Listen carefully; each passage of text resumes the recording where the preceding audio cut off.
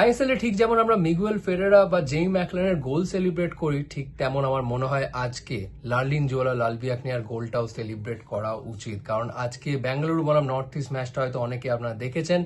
Bengaluru FC তাদের ঘরের মাঠে কান্তিরাবা স্টেডিয়ামে 1-0 গোলে এগিয়েছিল নর্থ ইস্টের বিরুদ্ধে, এবং ঠিক তখন জুয়ান পেড্রো বেনালি, নর্থ ইস্টের হেড কোচ, তিনি লারলিনজোয়ালাকে সাবস্টিটিউট করে নামান এবং তারপরেই নর্থ ইস্টের সেই ইম্পর্টেন্ট ইকুয়ালাইজারটা স্কোর করেন এই লারলিনজোয়ালা। তার জন্য এই গোলটা স্পেশাল, কারণ প্রথমত হিজ ফিনিশ ওয়াজ সুপার ফিনিশ। এটা দেখে পরিষ্কার প্রমাণ দিচ্ছে যে তার মধ্যে ক্যাপাবিলিটি রয়েছে বড় তারকা হয়ে ওঠার। এবং দ্বিতীয়ত এই লারলিনজোয়ালার এই ফুটবল জার্নিটা কিন্তু একেবারেই সহজ ছিল না। ছোটবেলায় তার বাবা মারা যায়, কিন্তু তার এই যে বড় ফুটবলার হওয়ার স্বপ্ন, সেটাকে তিনি কিন্তু সেই স্বপ্নটা দেখা কিন্তু তিনি ছাড়েননি। এবং যখন জ্ঞান হওয়া শুরু করে, যখন তিনি ফুটবল ফলো করা শুরু করে, তখন থেকে তিনি সুনীল ছেত্রীর বড় ভক্ত।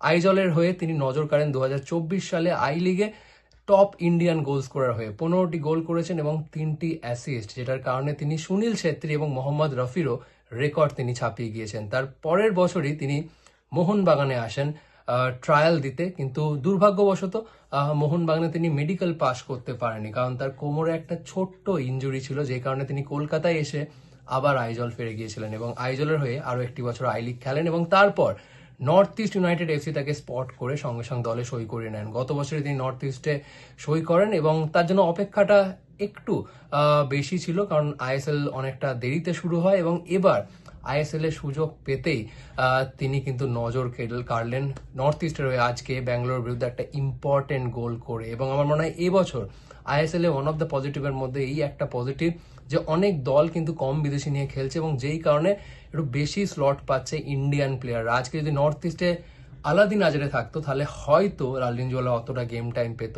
না, বাট ফরচুনেটলি লারলিনজোয়ালা, পার্থিব গগৈ তারা কিন্তু টাইম পাচ্ছে এবং আমি আশা রাখছি যে এরকম আরো অনেক ইন্ডিয়ান প্লেয়ারকে আমরা জ্বলে উঠতে দেখবো এবারের আইএসএল এ। তো সোফার এই আইএসএল এ one of the positive Lalrinzuala Lalbiakniya, and I hope that this is just the beginning for Lalrinzuala in top tier football.